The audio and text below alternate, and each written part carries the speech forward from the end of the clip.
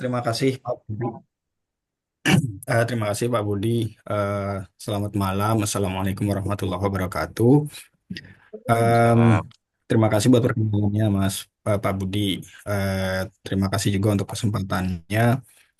Saya ingin coba untuk sharing ya. Jadi sharing aja mengenai wind energy. Mungkin hari ini kita cukup teknikal.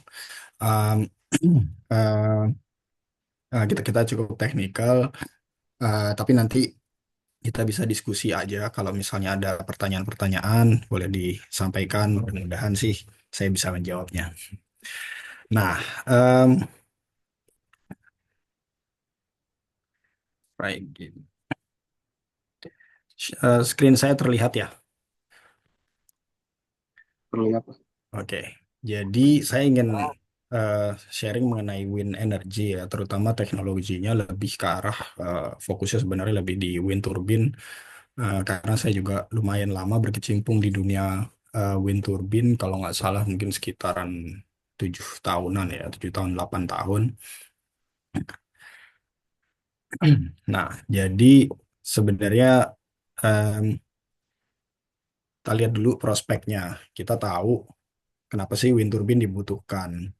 Nah, kalau misalnya kita lihat greenhouse gas emissions kita di dunia ini berdasarkan data, sebenarnya energi kan kontribusinya sangat besar ya, 73,2% dari apa namanya CO2 emission yang ada.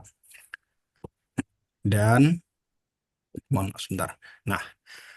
Nah, kalau misalnya kita lihat energi ini kan kita kan inginnya mencapai net zero emission ya di tahun 2050, tahun 2060.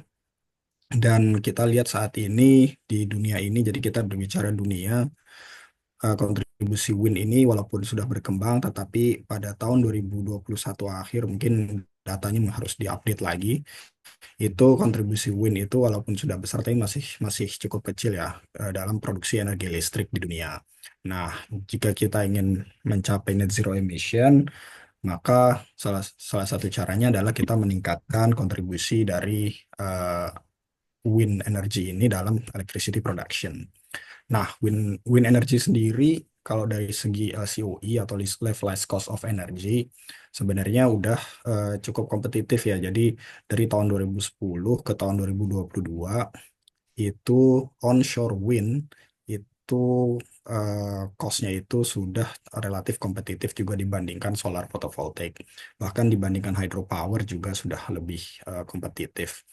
Dan kita lihat cost-nya itu penurunannya juga cukup cukup signifikan ya, walaupun nggak sesignifikan solar photovoltaik, tetapi pada tahun-tahun 2022, 2003 ini, 2023 saat ini kita udah ada di level yang cukup rendah ya, cukup kompetitif. Nah, jadi itu kalau kita berbicara onshore wind. Kalau kita bicara offshore wind, em, di sini cost-nya itu di tahun 2022 ada di sekitar 8 sen US dollar per kilowatt hour dibandingkan dengan onshore yang ada di sekitaran 3 4 sampai 5 sen US dollar per kilowatt hour. Memang masih lebih tinggi offshore wind, tetapi offshore wind itu memberikan apa ya, keuntungan bahwa windnya itu biasanya lebih kan kalau misalnya di laut, karena simply di sana hambatan-hambatan untuk windnya juga relatif lebih rendah kan, tetapi challenge-nya ada di letaknya yang ada menjorok ke lautan, sehingga dari segi konstruksi, dari segi maintenance juga lebih challenging, dan juga operating condition-nya juga harsh, sehingga dibutuhkan teknologi-teknologi yang lebih mahal dibandingkan onshore wind. Oleh karena itu, onshore wind cost-nya juga lebih tinggi. Akan tetapi penurunannya juga cukup banyak nih untuk offshore wind, dan juga sudah mulai relatif kompetitif juga dibandingkan hydropower. Em, Kemudian, nah ini kalau berdasarkan IEA atau International Energy Agency, jika kita ingin mencapai net zero skenario itu yang yang ada skenario-nya itu berdasarkan International Energy Agency, maka di tahun 2030 seluruh dunia ini membutuhkan sekitar 8 gigawatt dari wind. Nah, kan tetapi pada tahun 2021 kita hanya punya 2 gigawatt installed, sehingga kita membutuhkan sekitar 18% capacity increase per year ya, untuk mencapai 8 gigawatt di 2030. Jadi apa nih capacity yang dibutuhkan dan juga pace-nya juga harus lebih cepat nih konstruksinya eh, dari project-project wind agar kita bisa mencapai atau kita bisa align dengan net zero skenario. Nah, ini cukup challenging ya karena wind apa namanya pembangunan wind energy itu juga membutuhkan waktu yang lama, studinya juga lama, sehingga ini eh, apa namanya pace seperti ini 18% per year ini cukup challenging juga gitu untuk dicapai. Nah, akan tetapi kita berbicara wind energy. Nah, kalau di Indonesia sendiri sebenarnya technical potentialnya itu ada cukup banyak 9,5 gigawatt. Akan tetapi Indonesia ini ada di area di ekuator yang mana memang wind speednya itu nggak terlalu bagus ya. Jadi relatif rendah karena memang ada efek di mana wind itu yang datang dari selatan atau datang dari utara, dia karena pemanasan maka windnya akan bergerak secara vertikal instead of horizontal. Jadi oleh karena itu sebenarnya eh, kita lihat di sini average wind speed map dari daerah Indonesia pada ketinggian 100 meter itu tidak terlalu banyak. Nah, warna yang jadi semakin merah ini windnya semakin tinggi. Dan kalau di Indonesia itu kan di sini banyak yang berwarna biru. Yang berwarna biru itu wind speednya relatif rendah. Nah, kalau misalnya di warna orange ini ada di sekitar 7 meter per second. Nah, di Indonesia itu average wind speednya ada di angka 5 sampai 7 meter per second, sehingga memang agak susah untuk membangun wind energy di Indonesia secara umum yang yang sehingga proyek itu menjadi ekonomis. Akan tetapi memang ada beberapa tempat di Indonesia yang wind speednya cukup tinggi ini, yang berwarna-warna orange atau sampai merah gitu. Misalnya kayak di Aceh itu cukup tinggi, di selatan Jawa itu cukup tinggi juga, atau misalnya di Jawa Timur nih di sekitaran sekitaran Banyuwangi, atau misalnya di Pulau Sumba di Nusa Tenggara itu juga kecepatan anginnya cukup tinggi. Atau di Sulawesi, dan kita tahu juga di Sulawesi sudah ada ya wind farms dua yang sudah dibangun, dan saat ini juga pemerintah terus mendorong pembangunan wind energy di daerah Indonesia walaupun memang cukup challenging. Nah, tantangan pertama dari sekian banyak potensi yang ada di Indonesia. Tantangan pertamanya wind speednya yang relatif rendah, sehingga untuk mencapai keekonomian project wind farm itu menjadi challenging. Dan yang kedua adalah kebutuhan lahan yang cukup besar. Jadi karena kebutuhan lahan yang cukup besar, dengan kata lain, lahannya juga menjadi mahal. Cost untuk lahannya itu menjadi mahal. Nah, tapi tentu saja ada solusi-solusi lain mengenai itu. Misalnya kita gabungkan dengan apa namanya project-project agriculture di situ bisa juga. Karena kan sebenarnya wind farms atau wind turbine itu kan hanya membutuhkan tapak itu membutuhkan lokasi luasan yang tidak terlalu banyak. Nah, selain itu juga cost competitiveness untuk eh, wind energy ini di Indonesia kalau dibandingkan dengan fosil fuel eh, power plant ini juga masih relatif challenging. Dan satu juga tantangan tantangan yang cukup apa ya yang harus di solve adalah bahwa ini kan pembangkit listrik tenaga angin ini kan selalu diletakkan di tempat di mana anginnya eh, ada ya yang bagus, akan tetapi belum tentu itu bersamaan dengan kebutuhan lokasi dari demand-demand electricity tersebut. Nah, misalnya kayak di Sumba, Pulau Sumba di situ anginnya cukup bagus, akan tetapi di sana demand listriknya juga relatif rendah. Jadi sedangkan demand listrik biasanya ada di mainland seperti di Jawa atau di Bali, itu berarti kita membutuhkan transmisi listrik yang jauh yang juga membutuhkan biaya yang tidak sedikit. Kira-kira empat itu tantangan buat Indonesia untuk mengembangkan wind energy. Nah, tetapi tentu saja setiap tantangan pasti ada solusinya. Nah, sekarang kita lihat nih teknologinya. Teknologi wind turbine itu seperti apa? Nah, sebenarnya secara prinsip, ini bentuk wind turbine nih yang di sebelah kiri. Ada tower, ada nacelle, ini tempatnya generatornya ada di sini. Kemudian ada apa namanya blades. rotor blades ini biasanya 3 bilah, ada juga yang 2 bilah, tapi mostly sekarang teknologinya 3 bilah. Kemudian eh, bladesnya ini sendiri dia bisa berputar. Jadi dia bisa sudut sudut apa namanya blade ini terhadap terhadap arah datangnya angin, misalnya dari depan ini itu bisa berubah. Nah, tenaga angin atau daya listrik yang dihasilkan oleh tenaga angin ini atau daya listrik yang terkandung dari angin atau partikel udara yang bergerak itu bisa direpresentasikan oleh equation yang ada di sini. Tetapi yang paling penting di sini adalah yang ingin saya tekankan, dia tergantung dari besarnya rotor, kecepatan angin tentu saja, tetapi pangkat 3 artinya naik satu meter per second aja apa namanya eh, naik misalnya naik sedikit saja dia bisa daya yang dihasilkan bisa jauh lebih tinggi. Kemudian juga di sini ada yang kita sebut dengan CP. CP ini adalah koefisien yang tergantung dari apa namanya sudut datangnya angin terhadap blade ini. Nah, artinya apa sebenarnya yang mau saya tekankan di sini, bahwa kita tuh bisa mengendalikan mengendalikan power production dari wind turbine ini hanya dengan mengendalikan si sudut datangnya angin itu atau beta, atau kita sebut juga pitch angle, sudut ya antara arah datangnya angin dengan bilah turbinnya tersebut. Nah, biasanya karakteristik output keluaran dari eh, generator tersebut atau pembangkit listrik tenaga angin ini seperti yang ada di gambar di bawah ini. Jadi dia ada yang kita sebut dengan cut-in wind speed, artinya ketika eh, ketika angin itu sudah melalui satu threshold tertentu, misalnya 5 meter per second, 6 meter per second, 7 meter per second, baru di situ turbin itu akan menyala. Turbin itu menyala, kemudian dia dia apa namanya si turbin itu akan memutar pitch angle atau beta tadi dari 90 derajat. Kalau 90 derajat dia nggak menghasilkan nggak menghasilkan daya sama sekali.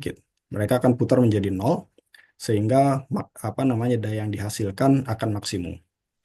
Nah, ketika daya yang dihasilkan maksimum, maka nanti daya yang dihasilkan nanti akan tergantung dari kecepatan angin yang datang. Semakin semakin tinggi kecepatan anginnya, maka semakin tinggi juga daya keluarannya. Di sini adalah fungsi pangkat 3 seperti yang ada di sini. Sampai dia mencapai satu daya nominal tertentu yang sudah didesain untuk turbin tersebut. Dan pada saat itu, semakin tinggi ya, kecepatan anginnya, maka akan dilimit apa namanya output powernya dengan cara meregulasi atau merubah sudut tadi, sudut dari pitch angle atau dari blade tersebut, sehingga dayanya tidak melebihi daya keluarannya yang dihasilkan tidak melebihi dari kapasitas turbin tersebut. Kira-kira seperti itu prinsip kerja dari wind turbine. Nah, kemudian kita lihat bahwa sebenarnya eh, bahwa daya keluaran ini juga tergantung dari besarnya diameter atau jari-jari dari rotor tersebut. Nah, oleh karena itu, eh, untuk mendapatkan daya yang lebih besar, maka rotor yang dihasilkan juga harus lebih besar.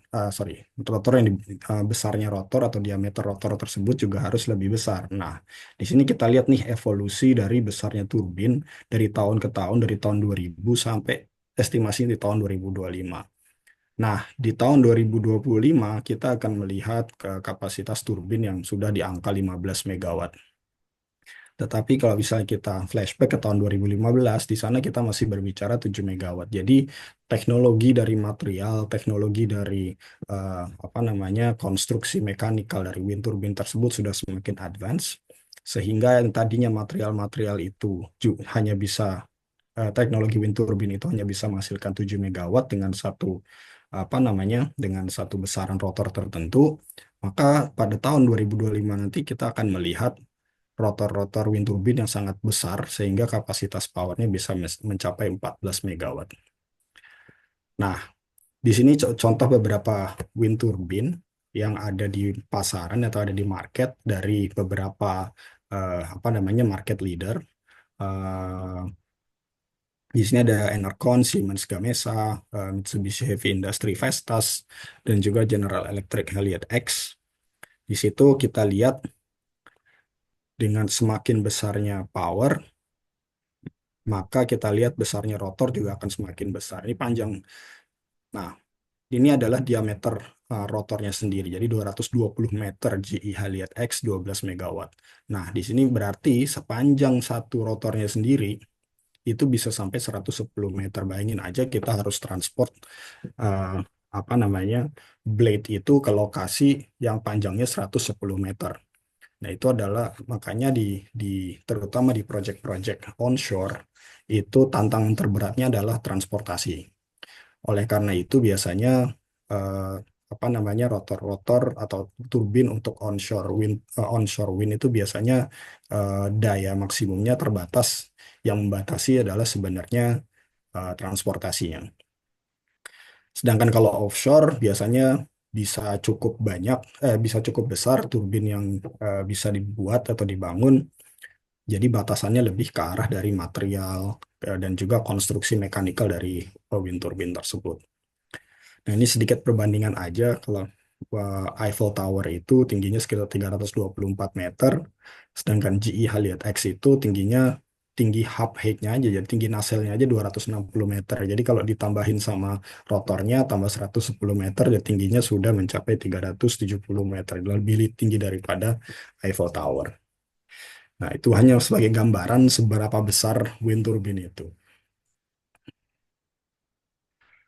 Nah, kita tadi berbicara bahwa di Indonesia itu wind speed-nya relatif rendah ya dibandingkan daerah-daerah yang ada di utara atau selatan Khatulistiwa, misalnya di daerah-daerah subtropis, di mana kecepatan anginnya bisa ada di kisaran 7, 8, bisa ada di kisaran 8, 9, 10, bahkan 10 meter per detik average ya. Nah, oleh karena itu biasanya di Indonesia itu untuk mengoptimalkan eh, apanya output daripada wind turbine tersebut, biasanya wind turbinnya itu untuk daya yang sama rotornya akan lebih tinggi. Nah, dengan semakin tingginya dengan semakin tingginya rotor atau semakin di tingginya suatu titik terhadap ground, maka wind speed-nya itu lebih tinggi. Nah, di sini kira-kira profilnya seperti yang ini yang ada sebelah kiri atas ini. Oleh karena itu, untuk untuk mendapatkan hasil yang output yang lebih besar, tinggi wind turbine itu bisa dinaikkan. Akan tetapi nanti akan semakin tingginya rotor, artinya sorry, semakin tingginya wind turbine atau nacelle, maka tower yang dibutuhkan juga semakin tinggi, yang artinya cost-nya semakin tinggi. Selain itu eh, juga ada challenge dari sisi struktur dan mekaniknya dari tower tersebut, karena eh, apa namanya eh, towernya itu sendiri sangat berat gitu. Jadi itu tuh nacelle-nya sendiri aja ada di kisaran mungkin beratnya dari sekitar 5, 6 sampai 10 ton. Jadi cukup berat, belum lagi rotornya sendiri. Nah, selain dari tingginya, biasanya wind turbine yang di di apa namanya dipilih adalah wind turbine dengan IEC kelas yang tinggi. Nah, IEC kelas itu apa? Jadi wind turbine itu didesain berdasarkan eh, beberapa standar ya. Jadi IEC itu IEC atau International Electrotechnical Commission itu menstandarisasi desain dari wind turbine. Nah, itu ada beberapa kelasnya. Ini ada 4 kelas, sorry, ada 1, 2, 3, 4, 5, ada 5 kelas. Sebenarnya ditambah lagi nanti kelas 4 itu lebih rendah lagi. Em, jadi semakin tinggi kelas IEC dari turbin tersebut, rendah eh, ke, eh, semakin rendah average wind speed di mana turbin tersebut didesain. Nah, tadi kan sebenarnya perbedaannya ada di mana sih? Perbedaannya sebenarnya ada di kurva ini. Nah, ini kurva ini yang menentukan adalah desain dari aerodynamic desainnya si rotor blade tersebut gitu.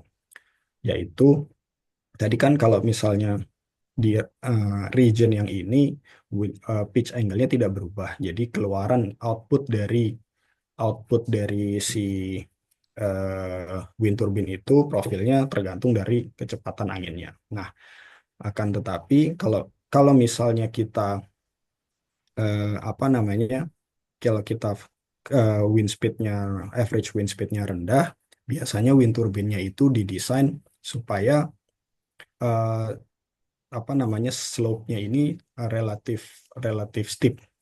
Artinya dengan hanya kenaikan wind speed sedikit aja kita bisa menaikkan power power output dari wind turbine itu semakin cepat gitu. Langsung dapat power yang lebih tinggi walaupun kenaikan dari wind speed-nya hanya sedikit. Nah, kenapa itu tidak dilakukan untuk em, apa namanya, pada turbin-turbin dengan IEC kelas yang lebih rendah atau turbin-turbin yang didesain untuk average wind speed yang lebih tinggi?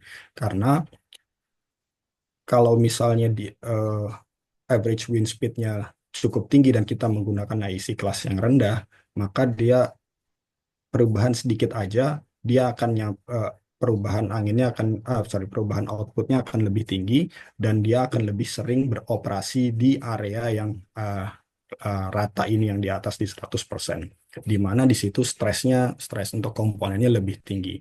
Oleh karena itu, untuk average wind speed yang lebih rendah, biasanya slope-nya ini dibuat lebih rendah sehingga perubahan angin sedikit tidak langsung eh, mencapai ke area yang di nominal power ini, di mana di situ stres komponennya lebih tinggi.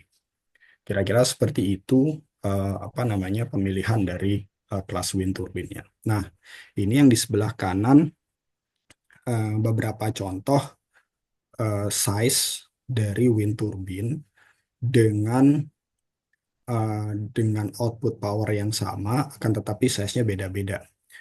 Simply karena apa namanya, perbedaan peruntukan atau perbedaan IEC kelas dari wind turbine tersebut. Nah, kita lihat di sini yang sebelah kiri ini ini didesain dia memiliki power 4 megawatt, akan tetapi tinggi hubnya itu 90 meter dan rotor diameternya 95 meter. Akan tetapi ini untuk yang sebelah kiri ini didesain ini offshore, di mana di sana biasanya average wind speed-nya cukup tinggi. Nah, akan tetapi untuk yang sebelah kanan ini dengan output power yang sama, kita lihat apa namanya, hub height-nya ini, tinggi dari nacelle-nya ini 140 meter, jadi beda 50 meter dengan yang pertama tadi, dengan rotor diameternya juga cukup jauh lebih tinggi ya, sekitar 30 meter lebih tinggi. Nah, artinya apa? Dengan power yang sama, cost-nya untuk low wind speed ini juga yang dibutuhkan itu untuk wind turbine-nya itu semakin tinggi. Oleh karena itu, levelized cost of energy-nya untuk yang low wind speed ini akan menjadi lebih tinggi. Kira-kira di situ perbedaan realisasi atau pemilihan wind turbine antara uh, average wind speed yang tinggi dan yang rendah. Nah, pada akhirnya wind turbine mana yang digunakan itu nanti sangat tergantung dari project, karena belum tentu juga eh, karena ada, selain dari average wind speed sebenarnya ada faktor yang namanya turbulence. Nah, turbulence ini adalah variasi dari wind turbine itu terhadap waktu. Jadi itu juga mempengaruhi power produksi, em, yaitu yang nanti harus disimulasikan dan harus dievaluasi tergantung site spesifik, apakah untuk memilih turbin kelas IEC yang mana yang cocok untuk lokasi tersebut. Nah, ini kira-kira arsitektur dari satu wind turbine. Um, um, Kira-kira bentuknya seperti ini kalau misalnya kita lihat wind turbine di dalamnya. Jadi ini salah satu arsitektur wind turbine yang cukup sering digunakan. Di sini kita lihat ada generatornya di sebelah sini. Di sebelah sini ada apa namanya, rotor blades. Ada tiga yang di sana. Di sini di dalam sini ini. Jadi rotor blades itu akan di-attach di suatu namanya pitch system. Nah, pitch system ini akan merotasi blade itu untuk mengubah pitch angle. Kemudian ketika angin datang dan memutar turbin atau memutar rotor tersebut, maka rotor tersebut akan memutar turbin dan di sini ada apa namanya satu gearbox ya. Gearbox ini berfungsi untuk mengubah kecepatan putar dari wind turbine itu yang tadinya sekitar 10 sampai 18 RPM akan dirubah menjadi sekitar 1.500 RPM. Nah, generatornya teknologinya juga udah lumayan lama, jadi relatif simple. Sebenarnya ini adalah well-known technology. Kira-kira seperti itu. Kemudian di sini ada kotak kontrol dan power electronic systems yang akan berfungsi untuk menyalurkan daya yang optimal ke power grid. Nah, nanti kita akan lihat beberapa konfigurasi lain eh, dari wind turbine ini, tapi ini adalah konfigurasi pertama dan bukan pertama sih, yang paling banyak digunakan eh, di terutama di onshore ya, onshore wind turbine. Dan satu hal lagi yang bisa kita lihat di sini ada yang kita sebut dengan yaw system. Yaw system ini berfungsi untuk memutar nacelle terhadap arah angin. Jadi karena apa namanya, jadi nacelle itu bisa berputar tergantung dari mana arah anginnya datang. Karena harus di-align dengan arah anginnya datang untuk mendapatkan apa namanya power atau produksi electricity yang paling optimal. Kira-kira seperti itu. Nah, kalau misalnya kita lihat dari cost, sebenarnya kalau kita lihat kan kompleks ya. Di sini di nacelle ini kompleks, ada gearbox yang fully mechanical systems dengan berbagai macam sensornya, ada power electronic systems, ada pitch systems, ada yang di situ ada baterai juga, baterai storage system dan lain sebagainya. Akan tetapi sebenarnya kalau kita lihat cost-nya yang paling tinggi bukan di situ secara persen ya. Cost-nya paling tinggi ada di tower. Kenapa? Karena tower itu masif ya. Eh, apa namanya dan tergantung dari ketinggiannya, ini towernya ini bisa mencapai 26% cost-nya ya dari total keseluruhan cost wind turbine-nya. Nah, yang kedua yang paling tinggi adalah rotor blades. Rotor blades ini sangat mahal karena besar juga dan juga material yang digunakan ya. Material yang digunakan eh, mirip seperti material yang digunakan untuk sayap pesawat terbang, fiberglass dan epoxy resin, dan dia juga harus menahan eh, apa namanya eh, bending yang cukup masif ya, cukup signifikan.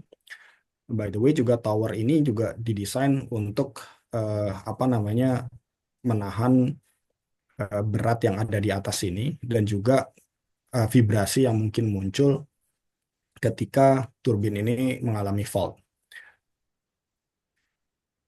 Kemudian setelah tower dan rotor blades, yang ketiga adalah gearbox. Nah, gearbox ini sebenarnya ya gearbox ini kan kayak apa ya namanya? Hanya hanya gear aja ya di isinya. Ada planetary gearbox dan lain sebagainya.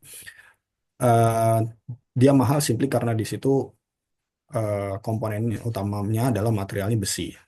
Nah, besinya itu yang cukup mahal dan juga dibuat dengan tingkat presisi yang tinggi. Oleh karena itu, gearbox ini sangat mahal dan menduduki peringkat 3 dari cost. Setelah gearbox barulah datang power converter. Nah, power converter ini mahal simply karena banyak komponen elektronik di dalam situ. Yang lainnya adalah eh, kontributor-kontributor lain terhadap cost yang eh, tidak terlalu besar lah. Jadi keempat komponen utama tersebut yang selalu mendapat perhatian ketika pembuatan atau optimasi cost dari wind turbine. Tapi satu yang juga tidak terlalu mahal tapi paling banyak failure-nya di field adalah pitch system.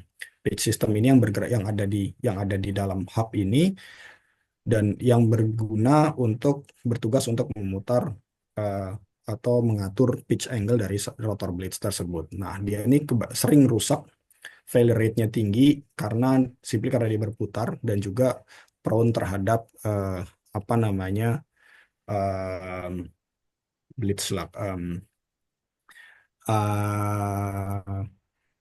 apa namanya sambaran petir, kira-kira seperti itu. Nah, ini beberapa konfigurasi lain dari wind turbine. Ini yang sama seperti yang tadi kita lihat.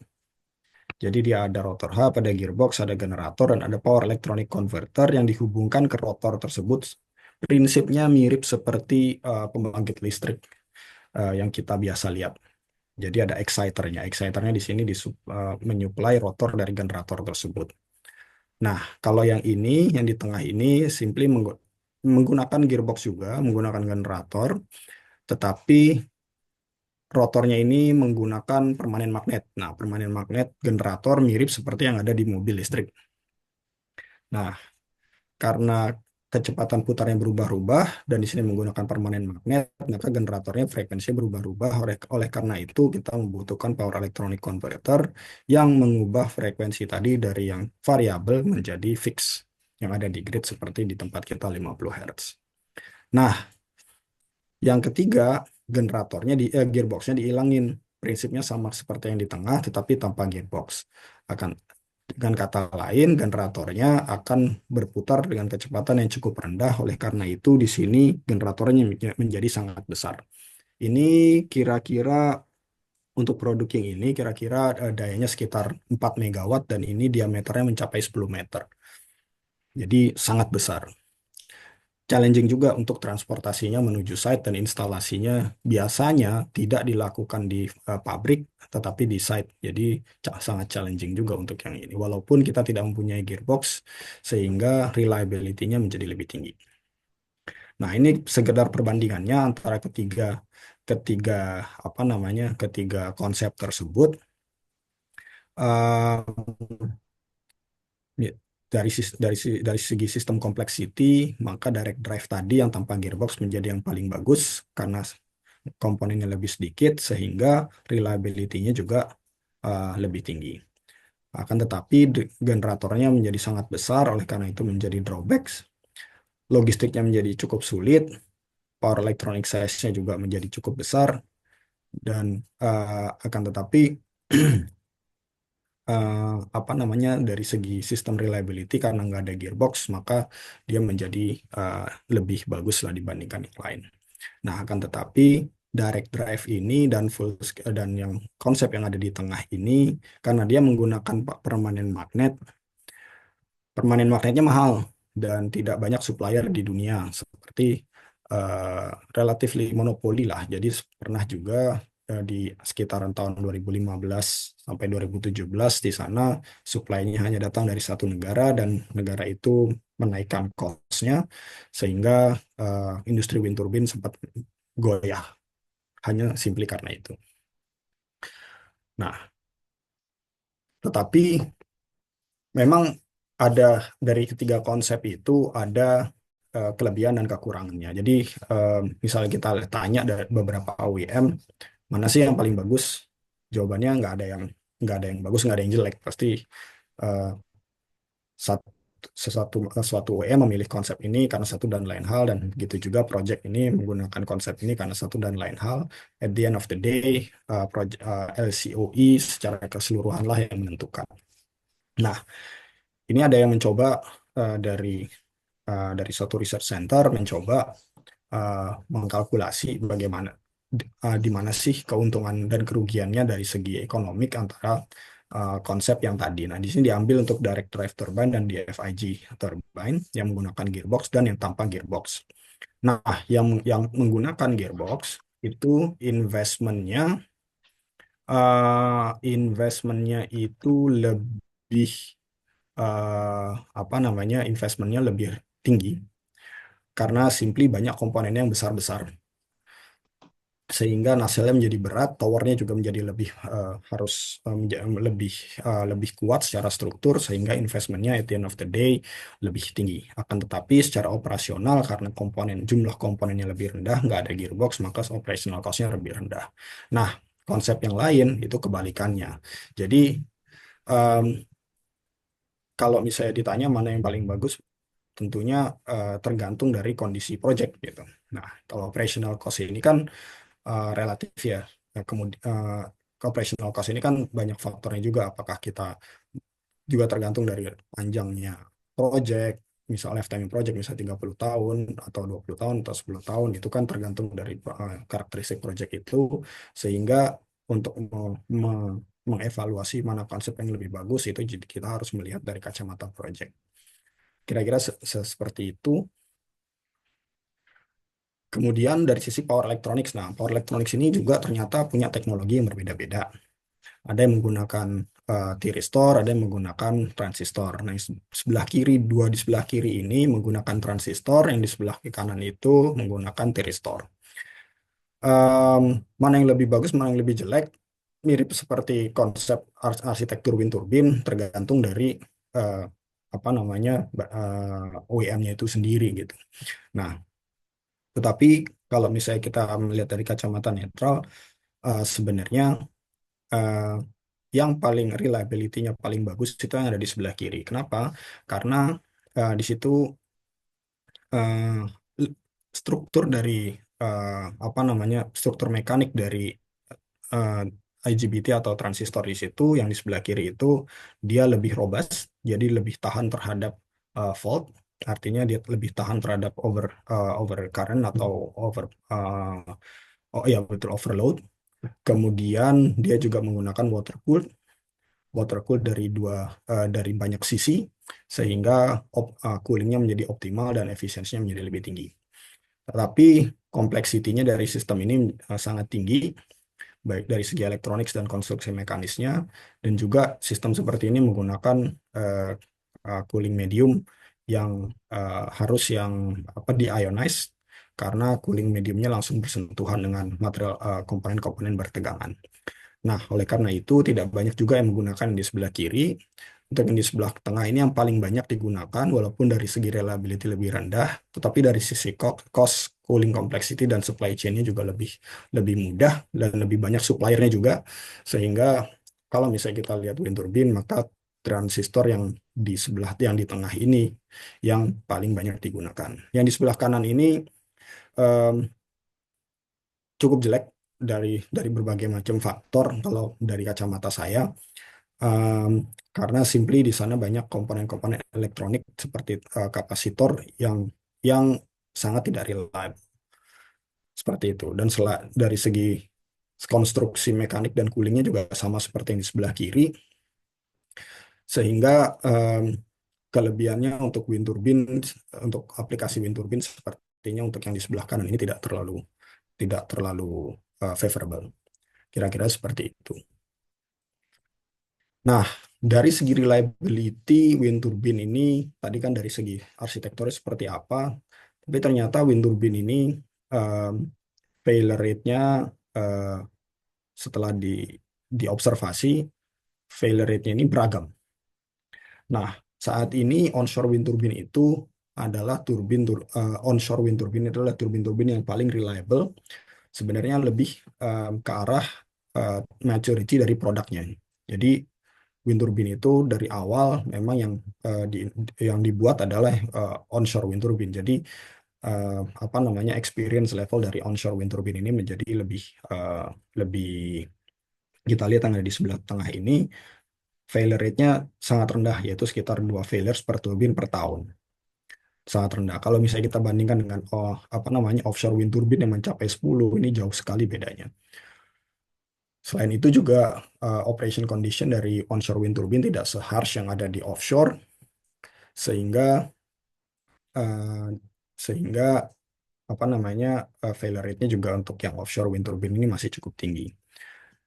Em, Kalau misalnya kita lihat dari kacamata power ratingnya, kalau dari power rating ini kita lihat bahwa semakin tinggi ini nggak semakin tinggi power level, failure rate-nya juga semakin tinggi. Ini simply karena memang wind turbine yang dengan kapasitas yang besar ini memang experience levelnya tidak terlalu banyak. Yang pertama, yang kedua, semakin besar semakin besar turbinnya, maka kebutuhan akan teknologi dari material-materialnya seperti eh, material dan juga dari sisi konstruksinya itu juga semakin tinggi, sehingga experience levelnya saat ini untuk turbin-turbin yang besar itu tidak terlalu banyak, sehingga eh, failure rate-nya juga cukup tinggi. Nah, oleh karena itu, karena failure rate-nya ini masih banyak yang tinggi, terutama di megawatt atau power rating yang cukup tinggi dan instalasi-instalasi di offshore di mana eh, apa namanya aksesnya terhadap wind turbine itu sangat terbatas dan mahal, maka tema digitalisasi ini sangat penting untuk mensecure reliable LCOE supaya juga apa namanya menurunkan failure rate-nya tersebut sehingga LCOE yang sudah kita alokasikan atau kita prediksikan di awal itu bisa terjaga. Nah, oleh karena itu em, digitalisasi ini yang sudah mulai berjalan itu adalah menggunakan konsep digital twin. Konsep digital twin ini apa sih sebenarnya? Digital twin itu simply kita punya virtual model dari wind turbine kita di dalam komputer. Nah, digital model ini kemudian juga di apa namanya diperbaiki akurasinya dengan menggunakan data-data dari yang ada di field. Jadi kita bikin dulu based on apa namanya misalnya mathematical model dari suatu gearbox misalnya.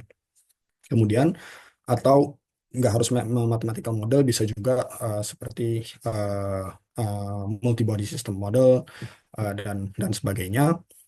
Kemudian akurasi model tersebut kemudian di refine menggunakan data-data yang ada di lapangan dan model tersebut kemudian ditrain sehingga dengan kata lain kita bisa memprediksi oke, seandainya kita saat ini operasikan wind turbine ini eh, sedikit overload untuk meningkatkan produksi dan revenue, bagaimana impactnya terhadap eh, apa namanya impactnya terhadap komponen-komponen yang ada di turbin tersebut sehingga kita bisa menentukan sebelum kita melakukan itu apakah operasi tersebut bisa dilakukan atau tidak gitu. Nah, untuk mengestimasi stres dari komponen-komponen sehingga kita bisa menentukan apakah kita bisa mengoperasikan wind turbine tersebut di area-area di luar dari yang biasanya sehingga um, revenue bisa meningkat. Kira-kira gitu. Nah, selain itu yang juga banyak digunakan dan sekarang sedang banyak dikembangkan adalah mengenai state prediction atau anomaly detection dari wind turbine tersebut. Nah, kalau tadi kita menentukan, oke, kita bisa lakukan operasi di titik tersebut atau tidak berdasarkan stres dari komponen-komponen tersebut. Kalau di bagian sini lebih ke arah kalau kita operasikan twin turbine tersebut di daerah di satu operation point tertentu dan stress levelnya itu masih acceptable, eh, bagaimana dengan lifetime-nya. Kemudian setelah kita bisa memprediksi lifetime, kita bisa menentukan oke, kapan kita bisa apa namanya, kapan kita bisa melakukan eh, melakukan maintenance gitu. Kira-kira seperti itu. Nah, di sini saya ambil dua contoh hasil dari riset yang dilakukan oleh beberapa kolega saya. Misalnya di sebelah di sini adalah yang berwarna biru adalah model dari wind turbine yang dibuat jadi digital twin model dari salah satu komponen di wind turbine sini, dan yang sebelah kanan ini adalah prediksi eh, apa namanya prediksi temperatur, kalau nggak salah ini temperatur oli, oh bearing temperatur, sorry, bearing temperatur dari satu wind turbine, dan saat ini tingkat akurasinya sudah cukup tinggi. Jadi wind turbine ini wind turbine modeling ini bisa digunakan saat ini untuk melakukan prediksi kapan wind turbine itu bisa dilakukan maintenance. Nah, ini sangat penting untuk apa namanya melakukan maintenance terutama di offshore sehingga kita bisa melakukan scheduling dari maintenance activities secara precise. Karena kalau misalnya di offshore kan berarti kita harus apa namanya booking helikopter, booking equipment dan segala macamnya. Yang costnya juga tidak eh, murah. Kira-kira seperti itu. Nah, satu efek yang cukup penting juga dalam dalam operasi wind turbine adalah yang kita sebut wake effect. Wake effect ini adalah, jadi kalau misalnya ada wind turbine di sini beroperasi, kita sebutnya upstream wind turbine, ada angin datang dari depan, maka angin ini apa flow-nya akan terdisrupsi oleh wind turbine tersebut ya, di sehingga wind turbine yang letaknya di belakangnya atau kita sebut downstream wind turbine, dia akan mendapatkan angin yang sudah terdisrupsi flow-nya oleh wind turbine yang di depannya. Dengan demikian, maka eh, daya keluaran atau energi yang dihasilkan menjadi lebih rendah. Itu bisa sampai 10-20%. Nah, ini mitigasi yang biasa digunakan adalah spacing ya.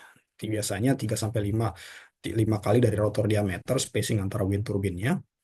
Kemudian mixture different wind turbine heights. Jadi kita kita gabungkan ya antara wind turbine yang tinggi dan yang lebih rendah sehingga bisa mengurangi efek dari wake effect dari upstream wind turbine ke downstream wind turbine. Dan yang terakhir adalah wake steering. Nah, ini yang uh, apa namanya melalui yaw angle modification. Nah, wake steering ini yang harus disimulasikan juga di awal ketika project bahwa uh, kita ingin melakukan wake steering sehingga wake steering ini simply sebenarnya misalnya seperti yang ada di sini. Yang menggunakan yang berwarna orange ini adalah eh, apa namanya operasi atau wake effect yang sudah dioptimasi menggunakan wake steering. Nah, yang warna biru ini yang belum.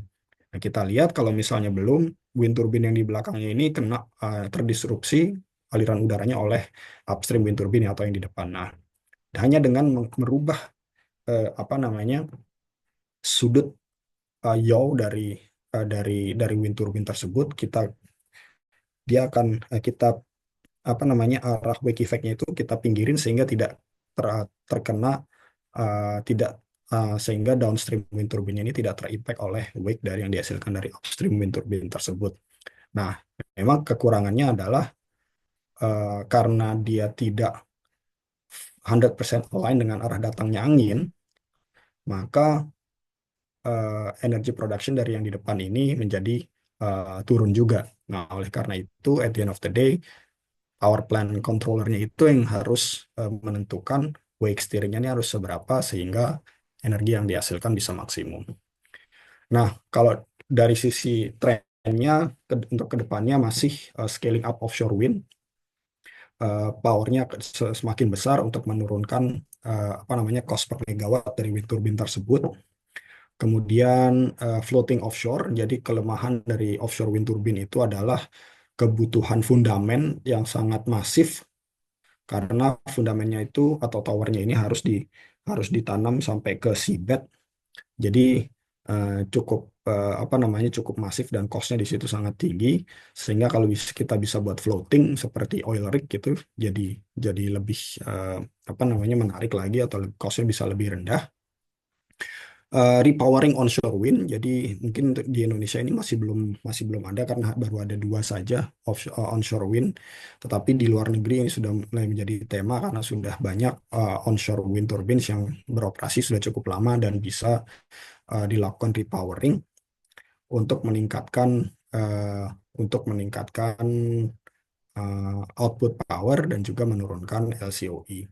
Dan yang terakhir adalah circular wind turbine, artinya material-material yang bisa di-recycle lagi um, untuk meningkatkan keekonomian dari wind turbine tersebut. Ini saat ini tren kedepannya dari wind turbine, di samping tentunya peningkatan teknologi-teknologi untuk meningkatkan reliability dari wind turbines. Nah, Em, sekian apa namanya paparan dari saya. Ada beberapa summary ya. Jadi memang kalau di Indonesia itu masih cukup challenging untuk wind energinya, simply karena memang kita ada di ekuator.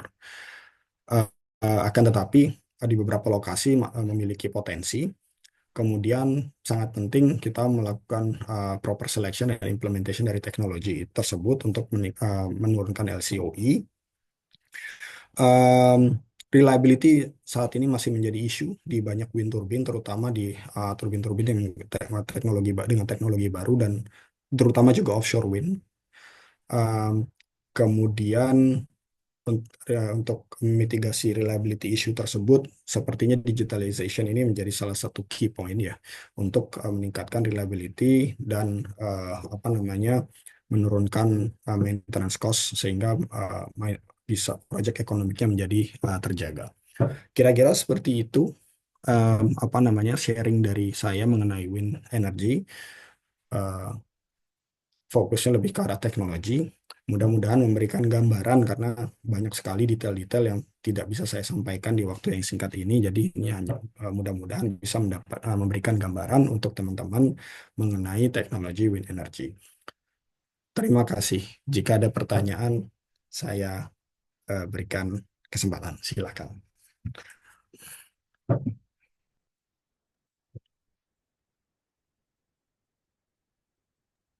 Ya, silakan. Siapa yang mau bertanya? Izin Pak, izin bertanya Pak. Ya, silakan, Pak. Eh, Terima kasih Pak. Tadi kan Bapak kan berbicara mengenai ini Pak ya, turbulensi pada wind turbine Pak ya. Ya, Pak. Itu kan turbulensi itu kan ketika aliran angin itu kan secara mengalir kan tidak stabil Pak ya. Jadi kan ada gangguan sehingga ada perubahan Betul. kecepatan sama arah angin yang tidak teratur. Sebenarnya Betul. apa sih Pak dampak dari turbulensi pada wind turbine itu sendiri? Kemudian untuk saat ini, teknologi saat ini, apakah ada sensor tertentu? Jadi untuk memantau seperti secara real time angin itu jadi bisa diprediksi dari angin tersebut, Pak, ya, yang dapat mengakibatkan dapat berdampak pada wind turbine tersebut. Jadi, terima kasih, Pak. Betul. Terima kasih, Pak. Mungkin mengenai dampak dari wind turbine itu apa? Nah, ada sebenarnya sebentar saya lihat. Saya punya slide itu ya. Saya nggak punya slide itu. Oke. Ada beberapa dampaknya. Yang pertama dari segi uh, energy production-nya bisa lebih rendah. Um, Average power outputnya juga menjadi lebih rendah. Saya kebetulan nggak bawa ininya, apa namanya, nggak bawa slide-nya, tapi ada saya sempat membuktikan ini bukan. Eh, itu yang kedua, misalnya kita sebut misalnya tingkat turbulensinya tinggi ya, artinya kan itu variasi ya. Nah, sekarang kalau misalnya apa namanya eh, turbin itu bekerja di area bekerja turbin itu sudah bekerja di area yang sebelah sini, sudah ada pada nominal powernya. Nah, itu bisa dikontrol sedemikian rupa sehingga output powernya itu konstan pada nominal power. Nah, secara elektrik tidak ada isu, tetapi secara mekaniknya kan masih experience apa namanya eh, angin yang fluktuatif tersebut. Misalnya average-nya saat ini 15, tapi karena ada turbulence bisa aja 20, bisa saja 25 gitu, walaupun short time. Nah, itu walaupun short time itu adalah stres buat komponen-komponen mekanik ya terutama. Nah, eh, itu adalah impact-nya. Impact-nya adalah pertama, desain dari komponen mekaniknya harus eh, desain dari komponen mekaniknya harus eh, lebih kuat. Jadi komponen mekaniknya tidak didesain untuk eh, daya ini tapi lebih tinggi tergantung dari tingkat turbulensinya. Akan tetapi kan costnya jadi lebih tinggi ya. Nah, bisa saja diturunkan desain komponen mekaniknya, bisa didesain pada nominal power ini. Akan tetapi short term si komponen mekanik itu akan experience high stress yang sangat tinggi. Nah, stres yang sangat tinggi itu mungkin tidak akan langsung membuat komponen itu menjadi rusak, tetapi lifetime-nya menjadi berkurang. Nah, itu memprediksi lifetime itu yang kemudian menjadi challenging juga. Oleh karena itu, digitalisasi itu tadi menjadi penting agar bisa memprediksi itu. Nah, itu dari segi impact terhadap ke apa namanya komponennya. Terhadap power grid, impact-nya adalah flicker. Jadi, eh, impact-nya adalah flicker. Nah, di sini misalnya di sebelah kanan atas ini ini adalah flicker level atau PST yang dari satu wind turbine yang terhubung terhadap satu power grid yang beroperasi pada let's say misalnya 12 meter per second ya. Nah, kalau misalnya nggak ada turbulence, flickernya semakin cukup sangat rendah. Akan tetapi dengan seiring dengan tingginya turbulence, maka outputnya itu eh, output powernya sorry flicker eh, sorry output powernya juga berfluktuasi. Nah, fluktuasinya ini bisa menyebabkan eh, apa namanya tegangan yang bervariasi juga di power grid, terutama untuk power grid dengan eh, short circuit ratio yang sangat rendah ya, atau short circuit current yang short circuit power yang sangat rendah. Artinya grid impedance-nya tinggi. Nah, kalau misalnya itu kejadian ya nanti apa namanya grid operator tidak bisa menyediakan power quality yang bagus terhadap pelanggan. Kira-kira seperti itu untuk impact-nya. Nah, mitigasinya apa? Mitigasinya tadi pertama dari optimasi apa namanya optimasi dari si komponennya, kemudian digitalisasi agar impactnya terhadap atau apa namanya reliability-nya itu bisa terprediksi dari komponen tersebut. Yang ketiga, kontrol ya. Ya, kontrolnya ini juga sangat penting untuk memanage gimana caranya supaya misalnya kayak tadi Flickr kontrolnya itu dibuat sedemikian rupa sehingga power outputnya itu relatively konstan walaupun input win-nya bervariasi. Akan tetapi kalau misalnya sebenarnya bisa aja dibuat super konstan gitu ya di output powernya. Akan tetapi eh, karena anginnya itu berfluktuasi, maka nanti yang terjadi adalah kita tahu bahwa output power itu juga tergantung dari pitch angle ini. Artinya apa? Kalau misalnya yang di sebelah sini ini berfluktuasi, maka pitch angle ini yang juga harus berfluktuasi supaya output powernya konstan. Artinya pitch system itu bergeraknya sangat aktif. Nah, itu membuat jadi reliability dari sistem itu menurun. Nah, oleh karena itu nanti ada trade-off sendiri bagaimana mengoptimasi antara desain, kontrol, dan eh, apa namanya power quality eh, dari output dari wind turbine tersebut. Kira-kira seperti itu mudah-mudahan menjawab. Baik, terima kasih, Pak. Ya, ada lagi nggak yang mau ditanyakan?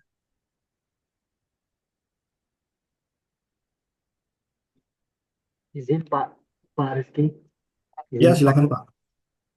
terkait eh, terkait teknologi wind turbine yang blade ini Pak, kan tadi kan termasuk berat juga ya. Apakah ada material yang lebih lebih enteng yang nanti akan jadi tren untuk menggantikan blade yang berat ini Pak, dan dengan efisiensi yang juga sama Pak. Kayak yang di kami kan di misalnya di elektrikal kan terkait isolator kan udah ada yang jenis polimer seperti itu yang lebih lebih enteng. Nah, kalau yang di wind turbine ini, apakah ada terkait di blade, apakah ada teknologi baru juga Pak yang sehingga potensi beratnya bisa berkurang untuk nanti berpengaruh ke towernya juga nanti akan lebih enteng untuk menopang blade yang nanti akan digunakan Pak. Terima kasih Pak. Em, iya, untuk wind turbine ini sebenarnya untuk blade ini sebenarnya ada beberapa material yang sudah diuji cobakan ya. Pertama mungkin sekitar tahun 2014 pernah juga dicoba hmm, kayu, menggunakan kayu. Nah, itu juga apa namanya penggiat wind turbine di Indonesia juga ada juga yang menggunakan kayu walaupun untuk skala kecil ya. Waktu itu yang di Eropa itu menggunakan kayu untuk skala besar. Tetapi nampaknya apa namanya banyak isu ya dengan menggunakan kayu sehingga belum kejadian nih sampai saat ini. Mungkin lebih ke arah apakah kayu itu eh, bisa, soalnya kan kayu kalau misalnya kena air kan dia juga menyerap air kayak gitu dan lain sebagainya. Saya juga kurang kurang mengikuti waktu itu kenapa kayu tidak tidak apa namanya tidak eh, masuk ke fase komersial. Kemudian carbon fiber. Nah, cuman carbon fiber ini cukup mahal sih untuk eh, apa namanya untuk dijadikan blades ini, walaupun untuk di sayap pesawat terbang carbon fiber udah digunakan ya. Eh, Kira-kira seperti itu sih Pak. At the end of the day, cost sih jadi faktor utamanya.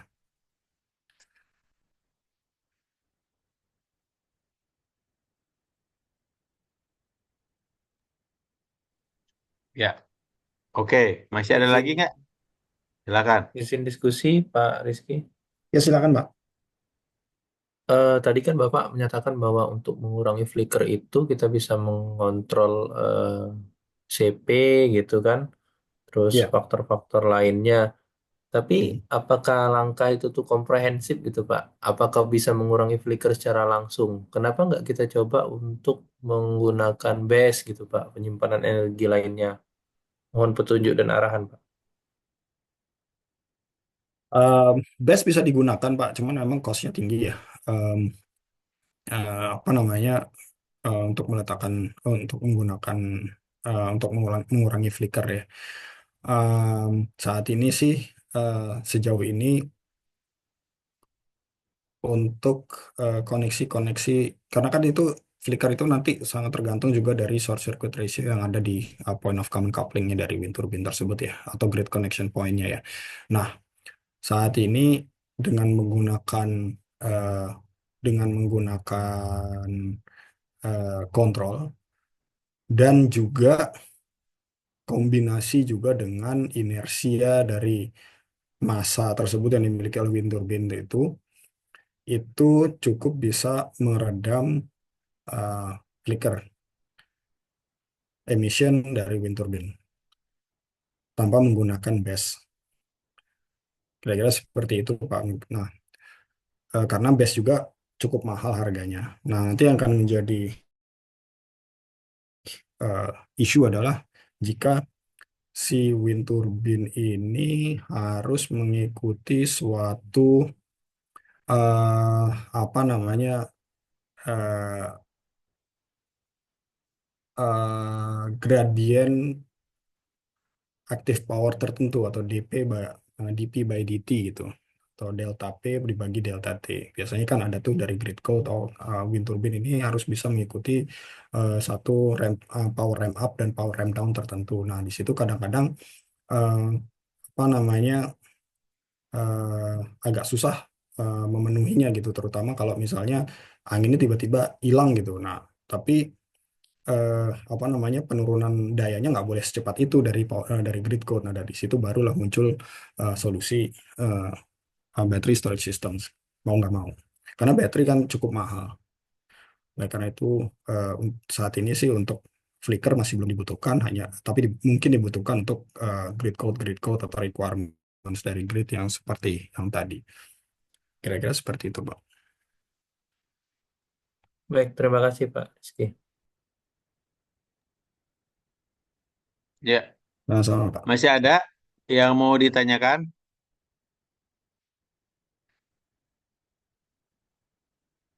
Cukup ya, berarti. Baik, terima kasih Pak Riki malam ini ya sudah memberikan sharing mengenai Sama-sama. wind turbine dan kita cukup dapat banyak knowledge ya terkait dengan wind turbine ini meskipun mungkin baru sebagian saja ya yang bisa di-share oleh Pak Riki. Baik, terima kasih. Mungkin saya tutup untuk sesi malam ini. Assalamualaikum warahmatullahi wabarakatuh. Selamat malam semuanya. Waalaikumsalam. Waalaikumsalam. Terima Waalaikumsalam. kasih banyak. Waalaikumsalam. Terima kasih Waalaikumsalam banyak Pak. warahmatullahi Terima kasih, wabarakatuh. Bro. Terima kasih, Pak.